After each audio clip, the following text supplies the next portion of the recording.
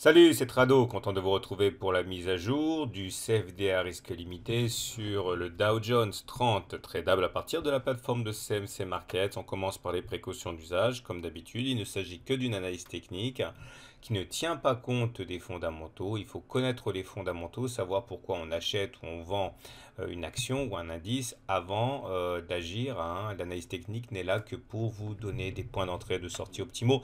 On commence avec cette analyse de moyen terme du Dow Jones, hein. Chaque bâton que vous voyez s'appelle un chandelier japonais. Ça correspond à une semaine de cotation. On est donc là.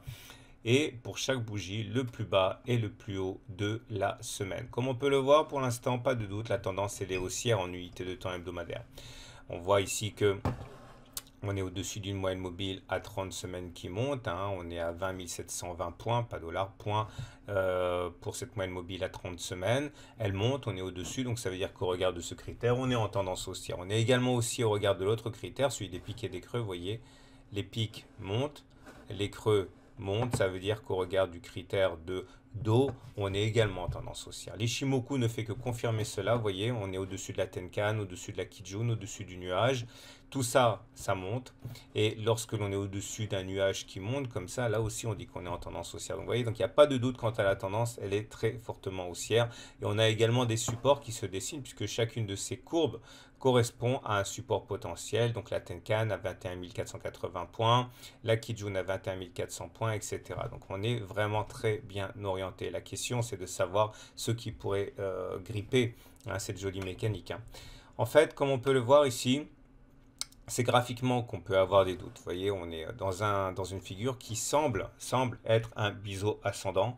Et on sait que ce genre de figure se casse plus souvent par le bas que par le haut. Maintenant, si ça devait casser, et ça va se jouer sans doute dès la semaine prochaine, eh bien, il est tout à fait possible que le biseau ascendant se mue en, en canal ascendant. Et dans ce cas, on irait chercher le haut de ce canal. Mais pour l'instant, c'est pas gagné du tout, hein. Pour l'instant, ça peut effectivement être simplement un biseau ascendant. Et dans ce cas, encore une fois, un retour sur les 21 000 ne serait absolument pas surprenant. Alors, du coup, regardons les indicateurs techniques. Les indicateurs techniques montrent que c'est haussier, globalement. Vous voyez, le RSI, il est au-dessus de 50. On a également le momentum qui est au-dessus des zéros. Ça veut dire que ce sont les haussiers qui tiennent le marché. Néanmoins, il y a des fissures dans ce bilan technique. Là, la première fissure, c'est que le MACD est égal à son signal ici. Il n'est pas au-dessus. Ça veut dire qu'on est dans une situation où la tendance haussière commence à ramollir un petit peu. Et puis surtout, on a une triple divergence baissière. Vous voyez, entre cette période février et cette période juillet, on a fait un plus haut sur le Dow Jones. Ce plus haut, on ne le retrouve ni sur le MACD, ni sur le RSI, ni sur le momentum. Et ça, c'est un signe de fragilité. Donc si on fait le bilan de l'unité de temps hebdomadaire, elle est haussière la tendance. On l'a dit, on a des pics qui montent, des creux qui montent, une moyenne mobile à 30 semaines qui monte. On sait que notre prochain support, il est à 21 480 en cas d'attaque et le deuxième, il est à 21 400. On le sait. On sait également que notre prochaine résistance, ben, on est pile poil dessus en fait, hein. C'est la zone actuelle qui risque de provoquer un reflux. Bon, on a d'autres résistances au-dessus, hein, comme le haut de ce canal qu'on a dessiné. Mais pour l'instant, on est déjà au contact d'une résistance importante. Maintenant, ce qui est intéressant, c'est de regarder ce qui se passe au niveau journalier. Donc, je descends d'une unité de temps. Chaque bougie correspond à une journée de cotation. Donc, ça, c'est la bougie de vendredi, par exemple.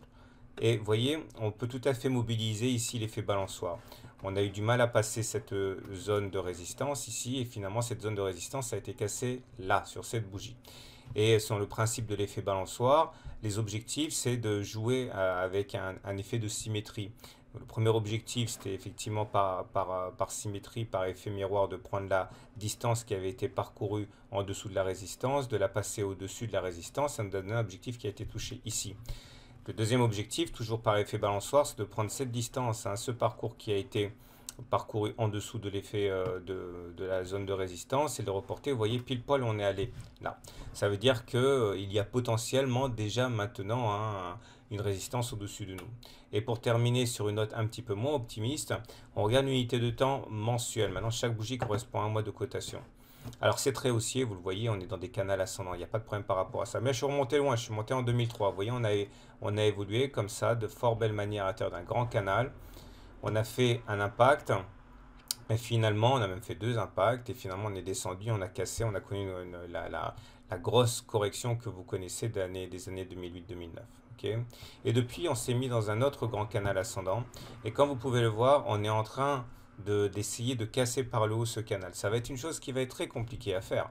Ok, c'est un canal qui est déjà par sa durée très très très long, hein. On peut dire quasiment 2 fois plus long que celui qui était né de 2003 à 2007. On est déjà sur des cas assez exceptionnels et on est tout en haut de ce canal. Donc il est peut-être envisageable d'être prudent sur l'évolution qu'on pourrait avoir prochainement. En tout cas, sans tirer de plan sur la comète, pour l'instant, la tendance, elle est haussière en unité de temps journalière, elle est haussière en unité de temps hebdomadaire, elle est haussière en unité de temps mensuel, donc c'est haussier à court, moyen et long terme, pas de doute, mais on comprend bien que sur toutes ces unités de temps, il y a maintenant de plus en plus d'ombres qui planent, qui s'amoncellent, hein, sur le Dow Jones. Voilà ce qu'on pouvait dire. Je vous souhaite une bonne semaine de bons investissements et à très bientôt pour une autre analyse technique.